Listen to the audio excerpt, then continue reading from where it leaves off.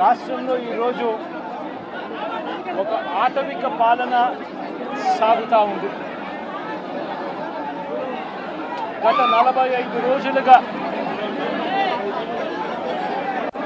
రాష్ట్రంలో పరిస్థితి ఏమిటి అని చెప్పి ఒకసారి ఏ సామాన్యుడిని అడిగినా కూడా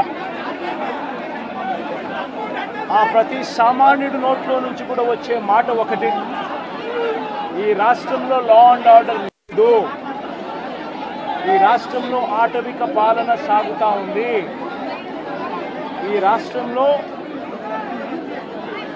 తెలుగుదేశం పార్టీ వారు ఎవరైనా సరే వాళ్ళు తెలుగుదేశం పార్టీ వారు అయితే చాలు, ఎవరినైనా కూడా వాళ్ళు పోయి కొట్టచ్చు, ఎవరి ఆస్తులైనా కూడా వాళ్ళు ధ్వంసం చేయొచ్చు, ఎవరినైనా హత్య చేయొచ్చు, ఎవరి మీదైనా హత్యా ప్రయత్నం చేయొచ్చు.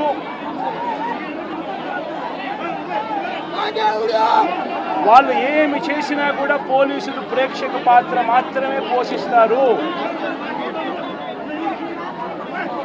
పోలీసులు ఇంకా అటువైపు నుంచి ఎవరైనా కేసు పెడితే దొంగ కేసులు వాళ్ళే తప్పు చేశారని అంటూ పోలీసులు కూడా బనాయిస్తారు అనే ఒక నీచ సంస్కృతి ఈరోజు రాష్ట్రంలో రాజ్యం వెళ్తా ఉంది. నిజంగా నేను చంద్రబాబు నాయుడు గారిని ఒకటి అడుగుతా ఉన్నా. ఈ 45 రోజుల పాలనలో ఏకంగా 31 రాజకీయ హత్యలు జరిగాయి. 31 కూడా కాదు. ఇక్కడికి రాకముందు మా వాళ్ళు నాకు చెప్పిన సంఖ్య 36. 45 రోజుల్లో దాదాపుగా 36 రాజకీయ హత్యలు, 300కు పైగా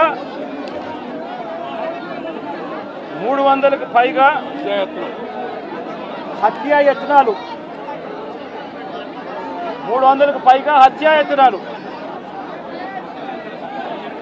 తెలుగుదేశం పార్టీ వాళ్ళ వేధింపులు భరించలేక 35 మంది ఆత్మహత్యలు చేసుకున్న పరిస్థితులు రాష్ట్రంలో ఉన్నాయి.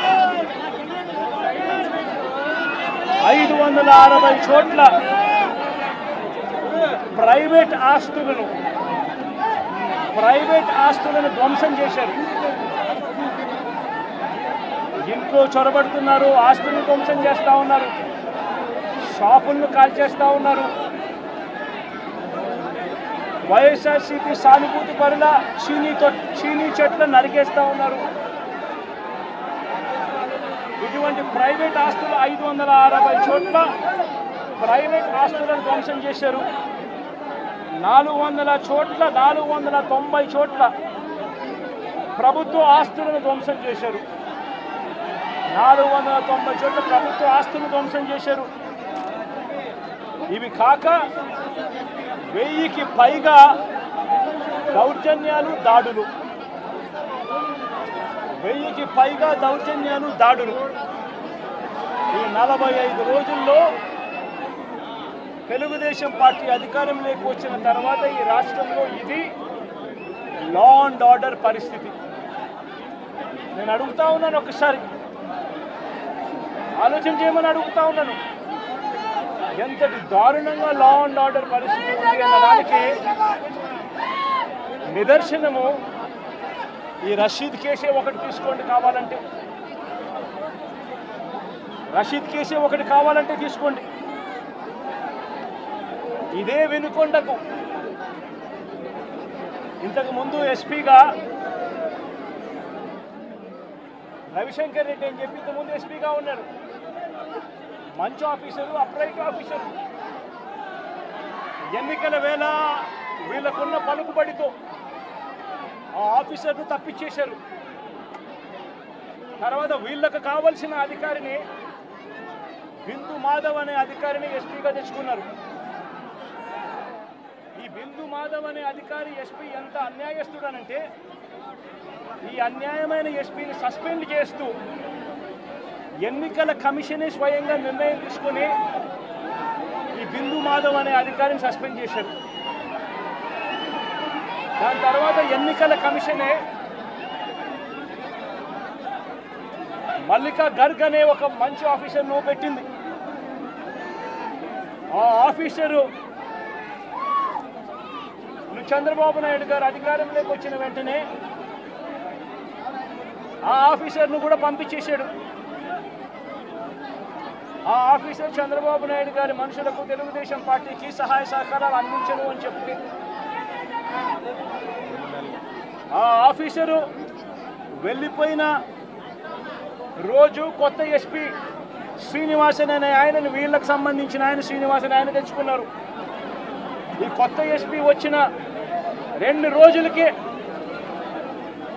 ఈ కొత్త ఎస్పీ వచ్చిన 2-3 రోజులకే హత్య జరిగింది. ఇది ఆ హత్య కూడా ఏమిటి, అత్యంత దారుణంగా నడి రోడ్డు మీద ప్రజలందరూ చూస్తూ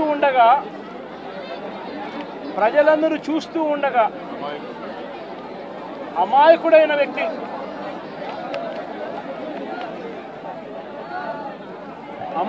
వ్యక్తి ఈ వ్యక్తి ఒక సాధారణ ఉద్యోగస్తుడు. వైన్ షాప్లో తాను పనిచేసుకుంటూ సూపర్వైజర్గా తాను పనిచేసుకుంటూ వైన్ షాప్లో తన జీవితం గడుపుతా ఉన్న ఒక సామాన్యమైన వ్యక్తి. ఇటువంటి వ్యక్తిని అతి కిరాతకంగా నడి రోడ్డు మీద అందరూ చూస్తూ ఉండగానే కిరాతకంగా కత్తి తీసుకొని అతి దారుణంగా నరకడము. ఆ నరుకుతూ వైఎస్ఆర్ కాంగ్రెస్ పార్టీకి సంబంధించిన సానుభూతి పరులందరినీ కూడా ఈ మాదిరిగా మేము నరుకుతాము అని చెప్పి రాష్ట్ర వ్యాప్తంగా ఒక మెసేజ్ పంపించడం కోసం అతి కిరాతకంగా నడి రోడ్డు మీద ఒక వ్యక్తిని నరుకుతారు. ఎంతటి దారుణంగా ఉంది అంటే పోలీసు వ్యవస్థ వీళ్ళదే. ఇదే ఈనాడు, ఇదే ఆంధ్రజ్యోతి, ఇదే TV5 వీళ్ళందరూ కూడా పత్రికల ముసుగులో వీళ్ళు కూడా ఏ స్థాయికి దిగజారిపోయారో ఒక్కసారి గమనించమని అడుగుతా ఉన్నా. ఈనాడులో ఈరోజు నిన్ననో ఒక స్టోరీ, అప్పుడెప్పుడో మోటార్ బైక్ అట కాలిందట. ఆ మోటార్ బైక్ అనే వ్యక్తి కాల్చింది.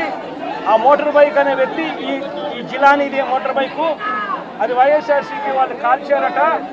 అందుకనే 2 ఏళ్ల తర్వాత ఇది జరిగిందట అని చెప్పి ఒక దిక్కుమాలిన అబద్ధం చెప్తా ఉన్నారు. నిజంగా వీళ్ళు పత్రికలా, వీళ్ళు ఏమైనా పేపర్లా, టీవీలా? నిజంగా వీళ్ళంతా కూడా సిగ్గుతో తలొంచుకోవాలి వీళ్ళు చేస్తూ ఉన్న దుష్ప్రచారాలకు, అబద్ధాలకు. తీరా చూస్తే ఆ మోటార్ బైక్ ఎవరిది అని అంటే ఆ మోటార్ బైక్ జిలాంది కాదు. ఆ మోటార్ బైక్ ఆసిఫ్ అనే వైఎస్ఆర్సీపీకి సంబంధించిన వ్యక్తిది. ఆ వైఎస్ఆర్సీపీకి సంబంధించిన వ్యక్తి crime number 10/2024 dated 17/1/2024 Asif YSRCP activist filed a case against TDP ex-chairman Shamim, TDP state secretary Ayub Khan, town TDP president and others who burnt his motorcycle and caused head injury to Asif. Asif motorbike nu వాళ్ళు కాల్చి ఆసిఫ్ను గాయపరిచి ఆ గాయపరిచిన కేసును Asif 17/1/2024లో case పెట్టి crime number కూడా 10/2024 dated అని చెప్పి crime number కూడా register అయింది. ఆ ఫోటో తీసి ఎప్పుడో జరిగిందని చెప్పి చూపించి ఆ కేసు మోటార్ బైక్ కేసు అప్పట్లో పోలీసులు తీసుకోలేదు అని చెప్పి మళ్ళీ పోలీసుల మీద కూడా ఒక తప్పుడు ప్రచారం మళ్ళీ పోలీసుల మీద కూడా వేసి అసలు జరిగిన ఇన్సిడెంట్ ఎప్పుడు అని అంటే ఇది 17/1/2024 జరిగినది. ఎవరి బైక్ నాకు కాలింది అని అంటే ఆసిఫ్ బైక్ కాలింది. ఆసిఫ్ ఎవరు అని అంటే వైఎస్ఆర్సీపీ మనిషి చేసింది ఎవరు అని అంటే తెలుగుదేశం పార్టీకి సంబంధించిన Telugu Desam ex chairman Shamim, Telugu Desam state secretary Ayub ఖాన్లు, వీళ్ళంతా ఎంత దారుణంగా ఫ్యాక్ట్లను ట్విస్ట్ చేసి ఎస్పీ అనే వ్యక్తి కొత్తగా వస్తాడు, వచ్చిన 3 రోజుల కిందటే ఎస్పీ వస్తాడు, ఎస్పీ వచ్చిన 3వ రోజు హత్య జరుగుతుంది. ఇన్సిడెంట్ జరిగిన గంటలోపే ఎస్పీ బయటకు వచ్చి ఇది ఇద్దరు వ్యక్తిగత విషయాల వల్ల వాళ్ళకున్న మధ్యలో ఉన్న గొడవల వల్ల ఒకరిని ఒకరు చంపుకున్నారు అని చెప్పి తప్పుడు మాటలు మాట్లాడుతూ అబద్ధాలు చెప్తా ఉన్నాడు. నేను అడుగుతా ఉన్నా, కేసు పెట్టారని అంటా ఉన్నారు, కేసు పెట్టామని అంటా ఉన్నారు. నేను అడుగుతా ఉన్నా, మరి కేసు పెట్టినప్పుడు ఈ కేసులో ఉట్టిగా జిలాన్ అనే ఒక వ్యక్తి మీదనే కేసు పెట్టి వదిలేయడం ఏమిటి? ఈ ఫోటో ఏమిటి? ఈ ఫోటో కనపడటం లేదా? సాక్షాత్తు స్థానిక ఎమ్మెల్యే భార్యకు కేక్ తినిపిస్తా ఉన్నాడు ఈ చంపిన వ్యక్తి, జిలాన్ అనే వ్యక్తి. అంటే వీళ్ళ మధ్య సంబంధాలు ఎంత బలంగా ఉన్నాయి అని చెప్పడానికి ఇంతకన్నా నిదర్శనాలు కావాలన్నా? తెలుగుదేశం పార్టీ ఎమ్మెల్యే భార్యకు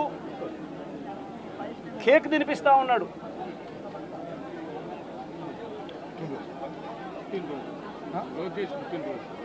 లోకేష్ పుట్టినరోజు నాడున వీళ్ళు కేక్ కట్ చేయడము, ఆ కేక్ మళ్ళీ ఈ జిలాన్ అనే వ్యక్తి ఎమ్మెల్యే భార్య కేక్ తినిపించడం. మరి ఇంత దారుణమైన ఇంత సత్సంబంధాలు కలిగిన వీళ్ళు, ఇది ఎమ్మెల్యేతో ఫోటో,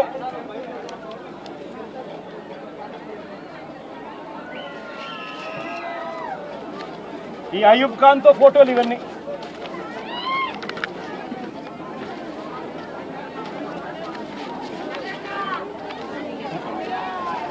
ఇది షమీం ఖాన్తో ఫోటోలు.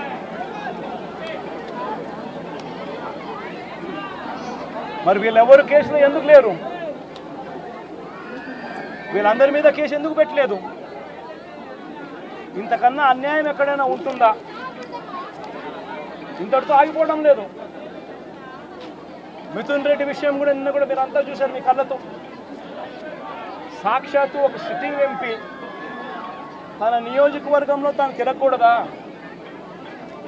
పుంగనూరు అనేది తన నియోజకవర్గం, తన పార్లమెంట్ సెగ్మెంట్లో ఒక నియోజకవర్గం పుంగనూరు. ఆ పుంగనూరుకు ఎమ్మెల్యే వాళ్ళ నాయన పెద్దిరెడ్డి రామచంద్రారెడ్డి. ఆ నియోజకవర్గంలో తాను రెడ్డెప్ప అని చిత్తూరుకు సంబంధించిన ఎక్స్ ఎంపీ, ఆయన కూడా పుంగనూరులో నివాసుడు. ఆయన ఇంట్లో కూర్చొని ఉంటే ఏకంగా ఇంటిని దిగ్బంధం చేసి, ఇంటి మీద రాళ్ళు వేసి, కారును ధ్వంసం చేసి, రెడ్డెప్ప కారును కాల్చేసి పోలీసుల సమక్షంలోనే ఇవన్నీ జరుగుతూ ఉన్నాయి అని అంటే ఇంతకన్నా దారుణంగా లా అండ్ ఆర్డర్ పరిస్థితి, ఇంతకన్నా దారుణంగా దిగజారిపోయిన పరిస్థితి ఎక్కడైనా కనిపిస్తుందా? దొంగ కేసులు పెడతా ఉన్నారు, పోలీసులు ప్రేక్షక పాత్రగా పోషించే కార్యక్రమం చేయిస్తూ ఉన్నారు. చివరికి ఏ స్థాయిలోకి లా అండ్ ఆర్డర్ వెళ్ళిపోతూ ఉంది అని అంటే లా అండ్ ఆర్డర్ గురించి పట్టించుకునే పరిస్థితిలో పోలీసులు ఎవ్వరూ లేరు. లా అండ్ ఆర్డర్ ఏ స్థాయిలోకి వెళ్ళిపోతూ ఉందనంటే చివరికి అమ్మాయిల మీద అత్యాచారాలు జరుగుతూ ఉన్నాయి, పోలీసులు ఎవరు పట్టించుకోవడం లేదు. అగత్యాలు జరుగుతూ ఉన్నా కూడా ఎవరు పోలీసులు పట్టించుకోవడం లేదు. పట్టించుకోవాల్సిన అవసరం ఏముంది? చంద్రబాబు నాయుడు పట్టించుకోవద్దని చెప్తా ఉన్నాడు కదా అని చెప్పి వదిలేసిన పరిస్థితులు. నేను అడుగుతా ఉన్నా, ఇదే గతంలో వైఎస్ఆర్సీపీ ప్రభుత్వం ఉన్నప్పుడు ఏ రోజు కూడా తెలుగుదేశం పార్టీ వాళ్ళని చంపండి, తెలుగుదేశం పార్టీ వాళ్ళని కొట్టండి, తెలుగుదేశం లబ్ధిదారులకు మేలు చేయకుండా వదిలేయండి అని ఏ రోజు ఇన్స్ట్రక్షన్స్ ఇవ్వలేదు. ప్రతి అక్క చెల్లెమ్మ కూడా బయటికి పోతే తన ఫోన్లో దిశ యాప్ ఉండేది. ఆపదలో ఉంటే 5 సార్లు ఫోన్ షేక్ చేసినా లేదా SOS బటన్ నొక్కితే చాలు పోలీసులు వెంటనే వచ్చి అక్క ఏమైంది అని చెప్పి తోడుగా ఉండే పరిస్థితులు గతం. ఈరోజు పరిస్థితులు ఏమిటి? లా అండ్ ఆర్డర్ పూర్తిగా దిగజారిపోయిన పరిస్థితులు కనిపిస్తూ ఉన్నాయి. ఎందుకు ఈ మాదిరిగా జరుగుతూ ఉంది? కారణం చంద్రబాబు నాయుడు అనే వ్యక్తి తప్పుడు మాటలు చెప్పి, తప్పుడు వాగ్దానాలు చేసి, ప్రజలను మోసం చేసి, ప్రజలకు ఆశ కల్పించి తాను ముఖ్యమంత్రి పదవిలోకి ఎక్కాడు. నేను అడుగుతా ఉన్నాను ఇదే చంద్రబాబు నాయుడును, ఇదే జగన్ ముఖ్యమంత్రిగా ఉంటే గత 5 సంవత్సరాల పాలన చూడండి. ప్రతి క్వార్టరు ఆ 3 నెలలు అయిపోయిన వెంటనే విద్యా దీవెన మరుసటి క్వార్టర్లో వచ్చేది. ఈరోజు జనవరి, ఫిబ్రవరి, మార్చు క్వార్టర్ విద్యా దీవెన పోయింది. ఏప్రిల్, మే, జూన్, ఇప్పుడు మళ్ళీ జూలైలో ఉన్నాం. 2 క్వార్టర్లు విద్యా దీవెన అనేది బకాయిలు. జగనే ఉండింటే విద్యా దీవెన అన్నది ప్రతి 3 నెలలకు ఒకసారి, 3 నెలలు అయిపోయిన వెంటనే జగన్ ఇచ్చేవాడు. తల్లులకు ఇచ్చేవాడు, పిల్లలకు మేలు చేసేవాడు. ప్రతి ఏప్రిల్లో జగనే ఉండింటే వసతి దీవెన ప్రతి ఏప్రిల్లో ఒక ఇన్స్టాల్మెంట్, వసతి దీవెనకు సంబంధించిన ఒక ఇన్స్టాల్మెంట్ ప్రతి తల్లి ఖాతాలోనూ పడి ఉండేది. జగనే ఉండింటే ఈ పాటికే రైతు భరోసా రైతన్నలకు వచ్చి ఉండేది. ప్రతి సంవత్సరం జగన్ జూన్లో రైతు భరోసా అమౌంట్ ప్రతి రైతుకు క్యాలెండర్ పెట్టి మరీ ఇచ్చాడు. జగనే ఉండింటే అమ్మఒడి డబ్బులు ఈ పాటికి తల్లులకు వచ్చి ఉండేటివి. ప్రతి సంవత్సరం ప్రతి జూన్లోనూ అమ్మఒడి డబ్బులు తల్లులకు వచ్చిన పరిస్థితులు. జగనే ఉండింటే ప్రతి ఏప్రిల్లో మహిళలకు సంబంధించి, అక్క చెల్లెమ్మలకు సంబంధించిన 0 వడ్డీ డబ్బు ఈ పాటికి వచ్చి ఉండేది. జగనే ఉండింటే మత్స్యకార భరోసా అన్నది ప్రతి ఏప్రిల్ 15 నుంచి జూన్ 15 మధ్యలో క్రమం తప్పకుండా జగన్ మత్స్యకారులకు తోడుగా ఉంటూ మత్స్యకార భరోసా ఇచ్చాడు. నేను అడుగుతా ఉన్నా, ఈరోజు వైఎస్ఆర్ కాంగ్రెస్ పార్టీ లేకపోవడం, చంద్రబాబు నాయుడు చెప్పిన అబద్ధపు మాటలతో ఈరోజు ప్రతి అక్క చెల్లెమ్మ ఎదురు చూస్తూ ఉంది. ఆ రోజు చంద్రబాబు నాయుడు అన్న మాట, జగన్ అయితే కేవలం 15,000 మాత్రమే ఇస్తాడు పిల్లల్ని బడికి పంపిస్తే, చంద్రబాబు నాయుడు అధికారంలోకి వస్తే 15,000 నీకు, 15,000 నీకు, 15,000 నీకు, 15,000 నీకు, 15,000 నీకు, నలుగురున్నారా మీ ఇంట్లో పిల్లలు 60,000, మళ్ళా ఇంట్లో వాళ్ళ అమ్మను చూపించి నీకు 18,000. ఇవన్నీ మాటలు మాట్లాడి ఈరోజు ప్రతి అక్క అడుగుతూ ఉంది. ఎన్నికలప్పుడు నువ్వు చెప్పిన మాట ఏంది? ప్రతి 18 సంవత్సరాలు నిండిన ప్రతి వయసు గల అక్క, 18 నుంచి 59 సంవత్సరాలు గల వయసు గల అక్క చెల్లెమ్మకు ప్రతి నెల 1,500 ఇస్తానన్నావు. ఈరోజు రాష్ట్రంలో ఓటర్ల జాబితా తెలుసు మీకు. 4,12,00,000 మంది ఓటర్లు ఉన్నారు. ఓటర్ల జాబితా అంటే దాని అర్థం ఏమిటి? దాని అర్థం వాళ్ళందరూ కూడా 18 సంవత్సరాలు పైబడిన వయసు పడిన వాళ్ళనే కదా దాని అర్థము. మరి అందులో 2,10,00,000 మంది అక్క చెల్లెమ్మలు ఉన్నారు, 18 సంవత్సరాలు పైచిలుకు పడిన వాళ్ళు. ఆ 2,10,00,000 మంది అక్క చెల్లెమ్మలకు పెన్షన్ తీసుకుంటున్న వాళ్ళు కాస్తో కూస్తో కొంచెం పక్కన పెట్టినా కూడా 1,80,00,000 మంది అక్క చెల్లెమ్మలు ఈరోజు మాకు 1,500 ప్రతి నెల ఇస్తానన్నావు, ఏమైంది మా 1,500, మా పరిస్థితి ఏమిటి, నీకు ఓటేషన్ నీ మాటలు నమ్మి అని చెప్పి అడుగుతూ ఉన్నారు అక్క చెల్లెమ్మలు. ప్రతి అక్క ప్రతి పిల్లలు అడుగుతా. జగన్మామ ఉన్నప్పుడు క్రమం తప్పకుండా జగన్మామ 15,000 మా అమ్మకి ఇచ్చేవాడు అమ్మఒడి కింద.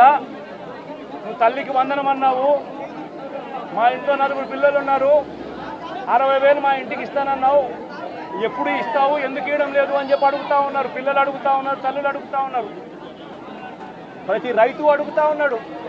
వ్యవసాయం మొదలైపోయింది, వేగంగా నీకు వ్యవసాయం పనులు జరుగుతూ ఉన్నాయి. రైతు భరోసా సొమ్ము జగన్ ఉంటే వచ్చేది. నువ్వు 20,000 రూపాయలు ఇస్తానన్నావు రైతు భరోసా కింద. పెట్టుబడి సహాయం కింద 50 లక్షల మంది రైతన్నలు ఇవాళ అడుగుతా ఉన్నారు. మా పెట్టుబడి సాయం కింద 20,000 ఇస్తానన్నావు, ఏమైంది ఆ డబ్బు అని చెప్పి రైతన్నలు ఎదురు చూస్తూ అడుగుతా ఉన్నారు. ఈరోజు అక్క చెల్లెమ్మల పొదుపు సంఘాల్లో ఉన్న అక్క చెల్లెమ్మలు అడుగుతా ఉన్నారు.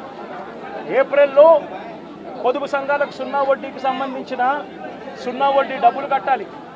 మరి ఎందుకు 0 వడ్డీ డబ్బులు మాకు ఎందుకు కట్టడం లేదు అని అక్క చెల్లెమ్మలు అడుగుతా ఉన్నారు.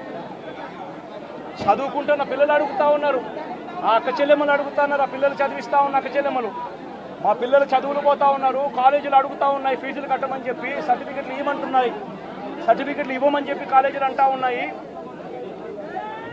2 క్వార్టర్లు 2 త్రైమాసికాలకు సంబంధించి విద్యా దీవెన ఇవ్వడం లేదు, ఎందుకు ఇవ్వలేదు అని, వసతి దీవెన ఎందుకు ఇవ్వడం లేదు అని చెప్పి తల్లులు అడుగుతూ ఉన్నారు. మత్స్యకారులు అడుగుతూ ఉన్నారు, మత్స్యకార భరోసా ఏమిటి అని చెప్పి. ఇవన్నిటి నుంచి కూడా చంద్రబాబు నాయుడు ప్రజలను దారి తప్పించేందుకు, ప్రజలెవరూ కూడా ప్రశ్నించే పరిస్థితి రాకూడదు అనే ఉద్దేశంతో ప్రజల్లో భయాందోళన క్రియేట్ చేసే కార్యక్రమంలో భాగంగా ఈ మాదిరిగా దాడులు చేస్తూ, ఈ మాదిరిగా అన్యాయాలు చేస్తూ, ఈ మాదిరిగా తాను దిగజారిన రాజకీయాలు చేస్తూ ఉన్నాడు. అయితే నేను ఒకటే హెచ్చరిస్తా ఉన్నా, ఖచ్చితంగా వీటి మీద ప్రొటెస్ట్ జరుగుతుంది. అసెంబ్లీ రోజున, గవర్నర్ ప్రసంగం రోజున ఉభయ సభలను ఉద్దేశించి గవర్నర్ మాట్లాడే ప్రసంగంలో గవర్నర్ను ఖచ్చితంగా నిలదీస్తూ, గవర్నర్ ప్రసంగాన్ని అడ్డు తగులుతూ గవర్నర్ను ఖచ్చితంగా నిలదీస్తూ వైఎస్ఆర్సీపీ గలం విప్పుతుంది. దాని తర్వాత ఖచ్చితంగా మళ్ళీ మంగళవారము వైఎస్ఆర్సీపీకి సంబంధించిన ఎమ్మెల్సీలు, ఎమ్మెల్యేలు, ఎంపీలు, రాజ్యసభ సభ్యులు, లోక్సభ సభ్యులు అందరూ కూడా ఢిల్లీకి వెళ్తారు. వెళ్ళి బుధవారము ఢిల్లీలో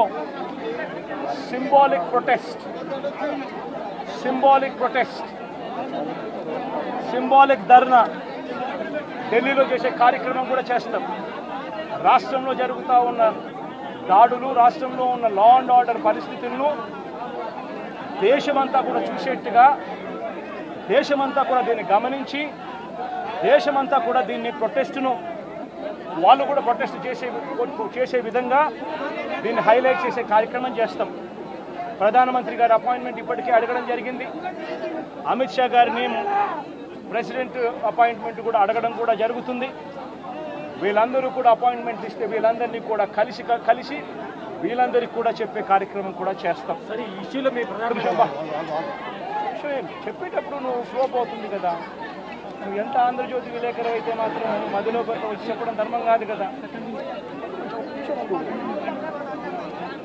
ఏం చెప్తామంటే